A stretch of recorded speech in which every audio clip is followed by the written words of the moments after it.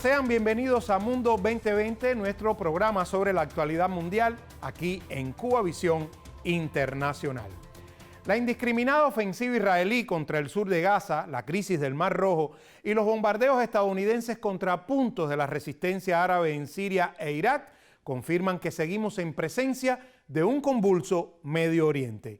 Para ahondar en el tema, hemos invitado al periodista y analista de temas internacionales, Leonel Nodal, quien conoció muy de cerca el Oriente Medio mientras ejerció como corresponsal o enviado especial de la Agencia Latinoamericana de Noticias, Prensa Latina. Acompáñenos. Bienvenido una vez más a Mundo 2020, Leonel Nodal, mi apreciado colega, periodista, editor de Prensa Latina muchos años, corresponsal precisamente en la región que vamos a abordar hoy, la situación en Palestina y en este convulso Medio Oriente que está atravesando una difícil situación. Por eso te hemos invitado, porque sabemos que es una región que te fascina y sobre todo que mantienes una atención permanente, Leonel. Por eso vamos a comenzar con la siguiente situación, y es que tras la supuesta participación de trabajadores de la Agencia de Naciones Unidas para los Refugiados Palestinos, la UNRWA, en la ofensiva de Hamás, supuestamente son acusados de que participaron en esa ofensiva de Hamás contra Israel en octubre pasado, pues a raíz de ello Estados Unidos, la Unión Europea y otros aliados como Australia, de ese occidente colectivo, ese llamado occidente colectivo, decidieron castigar a la agencia con la congelación, el cese de los aportes a la financiación de este organismo que es vital y sobre todo en el contexto actual porque podría profundizar en la crisis humanitaria que vive Gaza. Te pido primero entonces, Leonel, ubicar a nuestra teleaudiencia en qué es la UNRWA, por qué fue creada, para qué fue creada y sobre todo a qué se debe también esa superpoblación que tiene Gaza, porque una cosa está muy vinculada con la otra. Sí. Gracias ante todo, porque es un placer poder compartir nuestras vivencias, experiencias con aquel pueblo que hoy está sufriendo un acto de genocidio, ya está siendo incluso juzgado por parte de Israel. En todo caso, hay que decir que este conflicto o esta barbarie que está ocurriendo en Gaza hoy en día comenzó hace más de 75 años. Y se remonta, sin que vayamos a hacer una historia tan larga, al año antes de 1945, antes del 45, o sea, del final de la Guerra Mundial, de la Segunda Guerra Mundial, ya los sectores, un grupo de sectores importantes, financieros y bien poderosos judíos en Inglaterra, consiguieron en Gran Bretaña el apoyo para un proyecto que en su esencia es un proyecto colonial. Era buscar un territorio donde los judíos que habían sido supuestamente, que habían sido víctimas del nazismo y del holocausto, pudieran ser recibidos, instalarse y prosperar y hacer su vida allí sin la discriminación, sin el odio, sin la persecución, sin los crímenes que habían cometido muchos de los gobiernos europeos, incluyendo la propia Gran Bretaña, porque en Gran Bretaña había antisemitismo como lo hubo en Alemania y como lo hubo en otros países. Prácticamente toda Europa. Y ese proyecto es aprobado y Estados Unidos toma en sus manos este proyecto de los británicos, anglosajones al fin, los dos, la madre patria, y deciden apostar a la creación de un Estado judío en Palestina, que era un protectorado hasta ese momento británico. Es decir, Gran Bretaña debía y tenía la obligación de salir de allí, darle la autodeterminación a los ciudadanos que estaban allí, a las personas que vivían allí, y esto da lugar al origen del Estado de Israel. Y junto con el Estado de Israel, perdóname para hacerla breve, empieza el proceso de expulsión, de crimen, de terrorismo contra las personas, los habitantes nativos Era eso precisamente de Palestina. Lo que te quería precisar. Allí comienza Esa este fue conflicto. La génesis, ahí comienza el conflicto y ahí comienza el pueblo palestino a ser refugiado dentro de sus propios territorios. El refugio viene un poquito después. En principio, Palestina toda está habitada por, en ese momento, alrededor de 1 millón y tantos de ciudadanos árabes, en su mayoría, musulmanes, cristianos e incluso judíos que nunca salieron de Palestina. Te llamaba a esa precisión porque entonces ya vamos a la situación actual. Vive el pueblo palestino circunscrito a una Cisjordania que prácticamente ya está ocupada en un elevado por ciento porque está llena de colonias creadas por el gobierno de Israel, y esa franja de Gaza a la que ya hicimos referencia por esta situación en la que prácticamente viven confinados. Y entonces te preguntaría, ¿podría catalogarse entonces que esta postura de Estados Unidos y de sus aliados de Occidente constituye como una luz verde a ese genocidio que se está cometiendo contra el pueblo palestino por parte de Israel desde esa génesis que nos hacía referencia? Incluso, de hecho, Egipto ha reiterado su condena a la planeada ofensiva que mantiene tentativamente Israel, no solo ya la que inició contra el norte de Gaza, sino contra el sur, donde prácticamente se están concentrando casi 1,5 millones, 1,3 dicen algunas fuentes, 1,4 millones dicen algunas otras, que viven en la franja y específicamente ahí en Rafah y sus alrededores. Para ser exacto, una ofensiva israelí contra Rafah pondría una situación muy grave porque Rafah está en la frontera también con Egipto. Sí, mira, yo te quería decir que exactamente la proclamación del Estado de Israel en el 48 va acompañada de la expulsión de sus viviendas, de sus territorios, de más de 700.000 palestinos y palestinas y sus hijos, que son mediante actos terroristas, mediante la fuerza, expulsados de sus territorios. Tienen que evacuar todo aquel territorio que la ONU le había asignado al hacer el acuerdo de partición de Palestina a los israelíes, a ese Estado de Israel. Pero ¿a dónde van a ir a dar? Van en gran mayoría a aquella franja costera que está pegada al Mediterráneo. Allí se van a ir refugiando estos palestinos que huyen por actos de violencia, pero huyen con la intención y el deseo de volver, con la esperanza de regresar a sus hogares. Esperan que se haga justicia. Y una vez que esto ocurre, ya en el 48, se acuerda en Naciones Unidas la creación de una agencia de las Naciones Unidas para auxiliar, ayudar y prestarle asistencia humanitaria a aquellos más de 700.000 personas que se han quedado sin medios de vida, que perdieron sus tierras, sus cultivos, sus centros, sus vías de trabajo. Y ahí comienza la UNRWA y ahí comienza el tema de los refugiados. Y una palabra clave en todo el conflicto árabe-israelí y en todo el conflicto palestino, que es el retorno, el derecho al retorno. Y eso va a ser aprobado por una resolución de Naciones Unidas. La razón que justifica el derecho del pueblo palestino a pelear por el regreso a su tierra. No es una ambición desmedida, incontrolada, terrorista, no. El caso palestino desde entonces, y ha seguido a lo largo de la historia de las Naciones Unidas, fue inscrito como un caso de descolonización.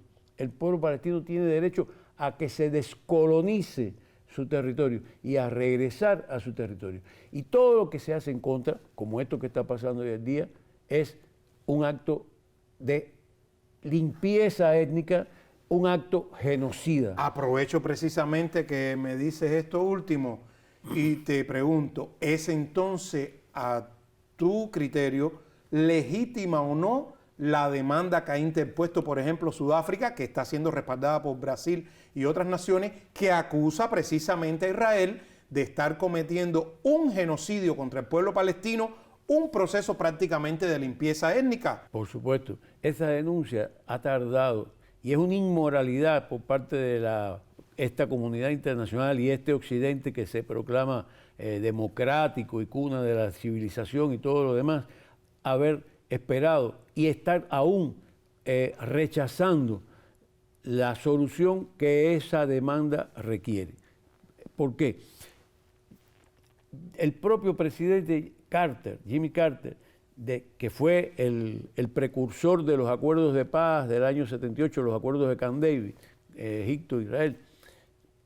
A la vuelta de 10 años volvió a la zona, hizo un recorrido por Cisjordania, por la parte que quedó en poder de los palestinos, pero controlada, o sea, habitan palestinos, pero está controlada, ocupada militarmente por Israel. Y después que hizo su visita dijo, esto es apartheid.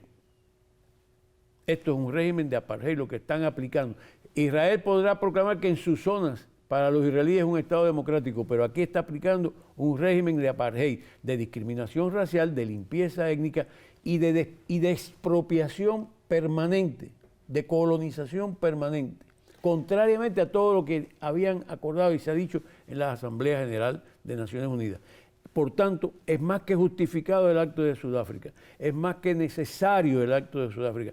Y aunque ahora mismo no se aprobó, porque esas decisiones no se toman de un día para otro, ni en 15 días, son 15 jueces deliberando, a primera vista acordaron medidas provisionales que indican que efectivamente hay motivos suficientes para presumir, dicen ellos, en el lenguaje jurídico, que Israel está cometiendo actos de genocidio y que debería presentar un informe ahora, dentro de pocos días, un mes después de que se dio la reunión el 18 de enero, diciendo qué han hecho, qué medidas han tomado para comprobar que no hay genocidio. Y están haciendo todo lo contrario, están planeando una ofensiva para acabar de empujar. En el poco terreno que tienen ahora. Rafa está en la frontera con Egipto y están tratando de empujarlos hacia el Sinaí, hacia el desierto. Hacia afuera, sí. Fuera, lo cual puede ser muy peligroso por dos razones. Egipto no quiere. En primer lugar, es su territorio y no quiere, no le conviene, ni podría soportar el efecto social de 1 millón de gente en su territorio con todo lo que eso contrae. Bueno, Leonel, nos queda todavía mucho más por abordar de este convulso Medio Oriente. Te propongo irnos a una pausa y en el intervalo vamos a escuchar otras aristas sobre todo este tema, Palestina y Medio Oriente, sobre las que nos va a comentar nuestro colega Richard Ruiz. Y después volvemos acá para continuar nuestro diálogo, nuestro intercambio sobre Palestina y el convulso Medio Oriente. En instantes estamos acá de vuelta.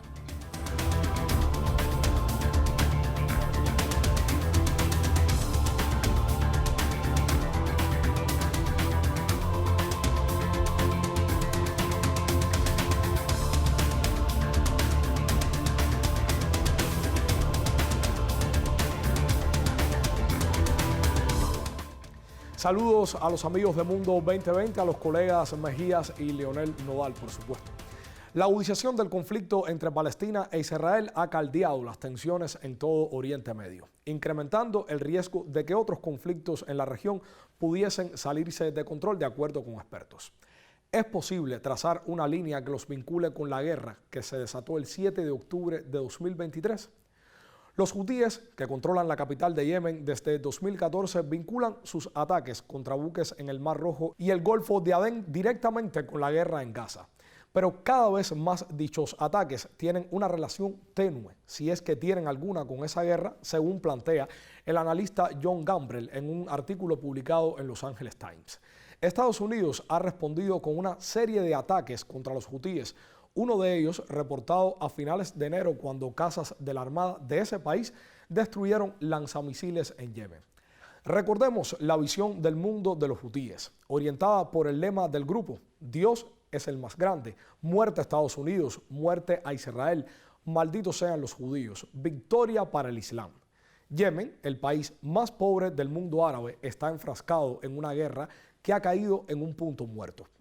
Cualquier confrontación militar con Estados Unidos refuerza la posición de los hutíes en la fragmentada escena política de Yemen, así lo plantea Gambrell. También mejora su perfil en el así llamado eje de la resistencia, compuesto por Irán y los grupos militantes a los que apoyan, entre ellos Hamas y el grupo libanés Hezbollah. Estados Unidos tiene una historia larga y complicada en Yemen. Una prolongada campaña de ataques con drones contra presuntos miembros de Al-Qaeda y la lucha por negociar el fin de la guerra mientras el país se ve amenazado por una hambruna. Ahora bien, pasemos a otros actores. En opinión de observadores, a primera vista, los ataques aéreos intercambiados entre Irán y Pakistán podrían no parecer estar vinculados a la guerra entre Israel y Hamás, pero sí lo están, pues alegan que se derivan en parte de los atentados suicidas perpetrados por el Estado Islámico en enero y en los que murieron más de 90 personas en Irán. Otra visión occidental asegura que al reivindicar el ataque, el Estado Islámico convocó a sus partidarios de todo el mundo a vengar el derramamiento de sangre en la Franja de Gaza, atacando a cristianos y judíos. Pero también criticó a los grupos milicianos alineados con los palestinos como Hamás y Hezbollah por recibir apoyo de Irán. Irán no ha intervenido directamente en la guerra entre Israel y Hamás, a pesar de que desde hace tiempo Tel Aviv lo ha descrito como su archienemigo. Sin embargo, durante años ha enfrentado ataques, probablemente ejecutados por Israel, como parte de una guerra en las sombras en todo Oriente Medio. ONU y las potencias como China, por ejemplo, han exhortado a mantener la mesura, porque aunque es baja la posibilidad de que la situación se agrave, sigue presente. Así lo considera un análisis hecho por la BBC bajo el título «Cómo la guerra en Gaza incendió Medio Oriente». Veamos otras repercusiones regionales del tema. Algunos miembros de línea dura del gobierno israelí han pedido que los palestinos sean expulsados de la Franja de Gaza hacia la península del Sinaí. Eso podría desestabilizar Egipto y la prolongada paz entre este e Israel. Acuciados por el apoyo a Hamás, los milicianos de Hezbollah en Líbano también han lanzado ataques hacia Israel desde que la guerra en Gaza empezó.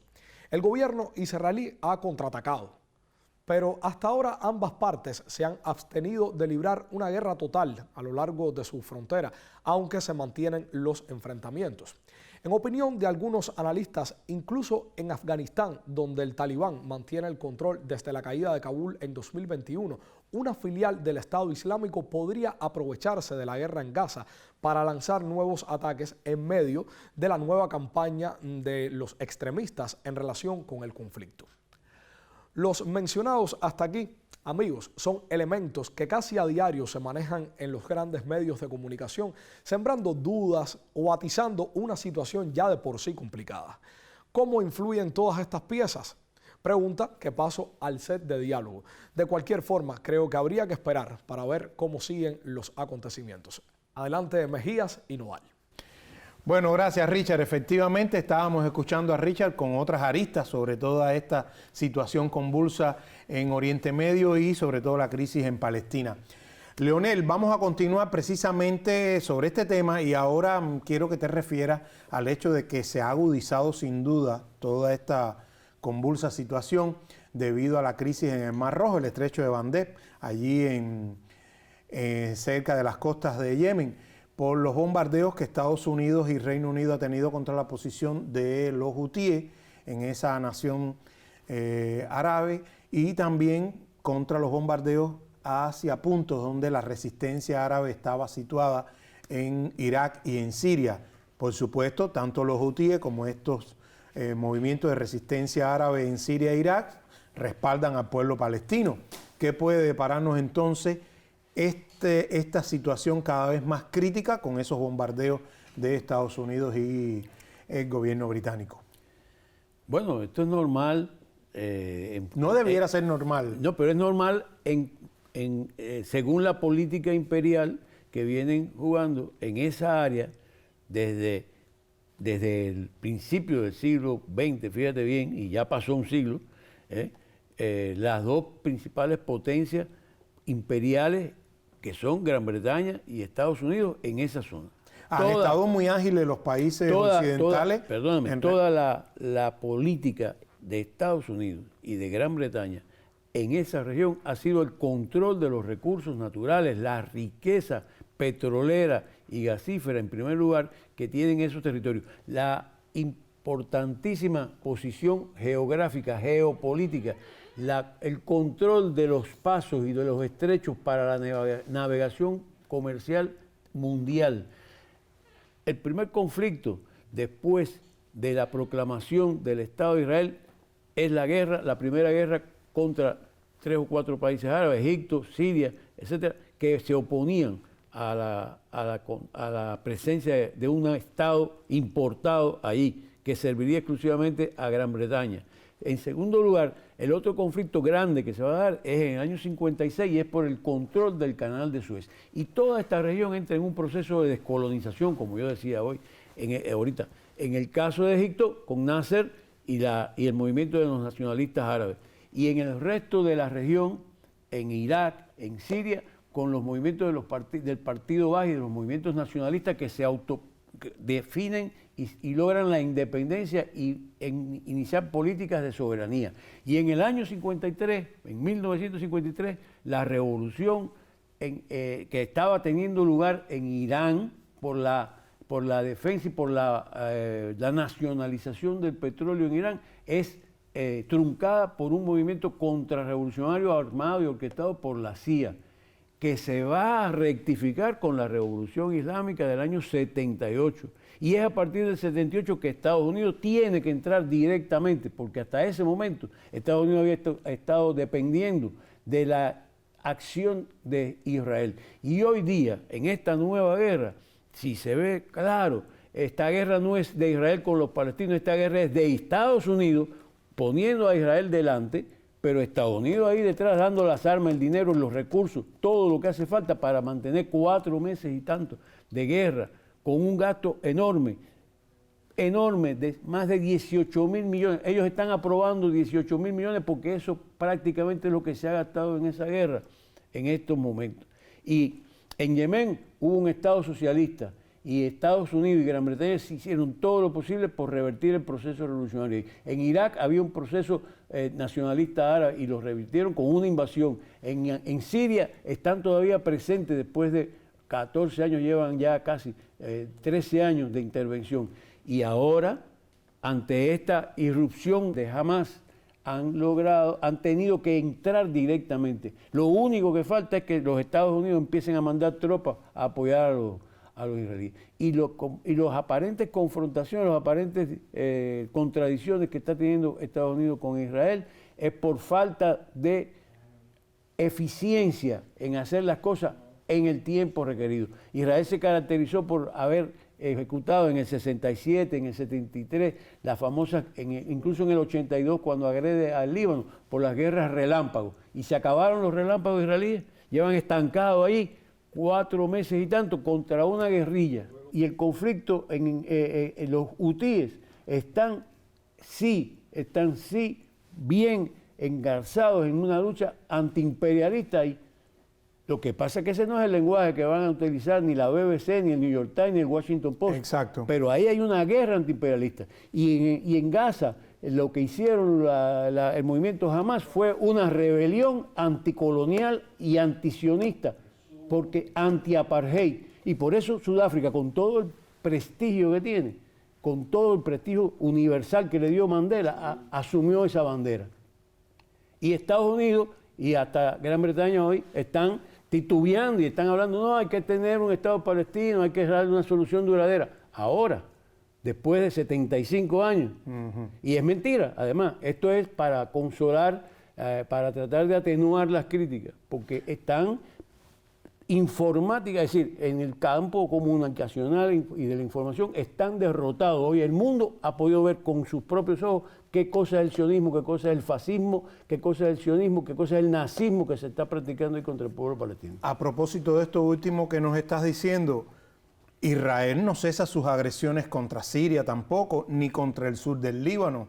Incluso la resistencia libanesa Hezbollah ha dicho que va a seguir respondiendo a las acciones de destrucción que sigue y de genocidio que sigue cometiendo la ofensiva israelí. Ya no estamos solo refiriéndonos a Palestina y específicamente a Gaza, Leonel, sino a los ataques continuos que sigue haciendo la aviación israelí contra Siria y contra puntos del sur del Líbano, y por eso la resistencia libanesa Hezbollah está atacando puntos de referencias como las instalaciones de antenas y demás en el sur del Líbano, algunas incluso en las ocupadas granjas de Sheba. ¿Qué consecuencia a su juicio podría entonces generar ya no solo para Medio Oriente, sino incluso una posible desestabilización a nivel global? A ellos no les conviene una guerra ahora. una guerra con todos esos protagonistas, con el Líbano, con el Hezbollah del Líbano y con Irán, para nada. Estados Unidos está a una de las críticas que más fuerza le han hecho dentro de los propios Estados Unidos, dentro de la prensa occidental, a los sectores más radicales de extrema derecha, a Biden, es que prácticamente les telegrafió, esa fue una de las frases que usaron en los comentarios, Biden telegrafió a dónde iba a bombardear sin arañar o sin ni siquiera crearse un problemita directo con Irán. Estados Unidos no quiere una guerra con Irán, no la puede tener, no la puede tener.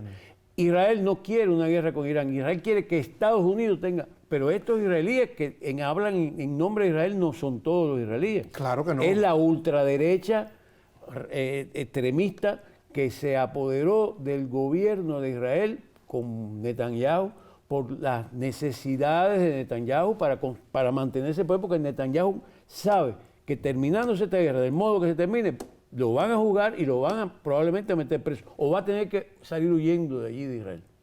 Porque ni siquiera los que están hoy, una buena parte de la población que vive en Israel, los judíos hebreos que viven en Israel, ya no soportan a Netanyahu. Esa es una guerra para Netanyahu perdida hace mucho rato. Entonces, el conflicto se les está yendo de las manos, porque quien está combatiendo directamente con Israel es Hamas, y son los revolucionarios, los miembros de la resistencia palestina, porque además todo el tiempo le cuelgan el cartel de terroristas, pero en realidad quienes practican el terror día por día, no solo en Gaza, en lo que es la ribera occidental del río Jordán, Cisjordania ocupada, es quienes matan a diario allí son los israelíes, ¿entiendes? Y quienes bombardean poblaciones civiles en la frontera libanesa es Israel. ¿Y qué ha hecho la resistencia libanesa? ¿Qué ha hecho Hezbollah? ¿Qué ha hecho Irán? Contención, no hacerle el juego, porque para ellos sería perfecto. Bueno, muchas gracias. Realmente ha sido un placer contar con todo este análisis que nos has transmitido hoy, y por supuesto que seguimos contando contigo para cuando tengamos la persistencia de temas tan importantes como este que hemos abordado hoy alrededor de Palestina y el convulso Medio Oriente. Vamos a un instante, regresamos para despedir nuestro programa.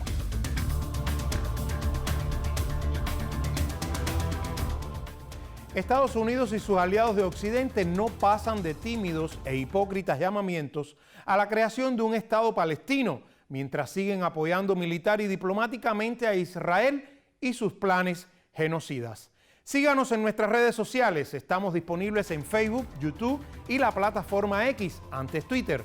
Les esperamos en nuestra próxima entrega de Mundo 2020 aquí en Cubavisión Internacional.